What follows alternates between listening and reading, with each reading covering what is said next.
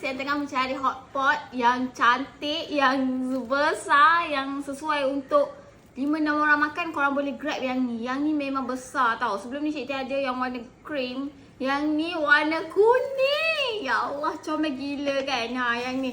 Ni dia siap dengan pengukus lagi dekat bahagian atas ni. Jadi korang boleh kukus pau ke, nak kukus apa-apalah kan dekat bahagian atas ni. And then dekat bahagian bawah ni korang boleh memasak.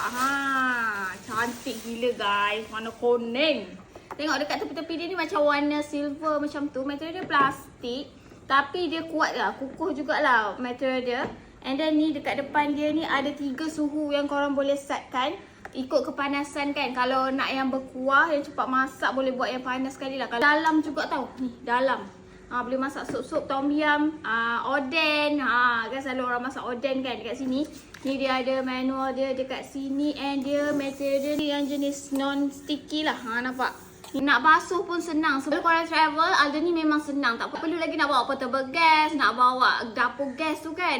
Beli je yang ni, yang elektrik, senang kan. Kalau rumah tiba-tiba tak ada gas pun boleh guna yang ni. Memang besar ya, boleh masak.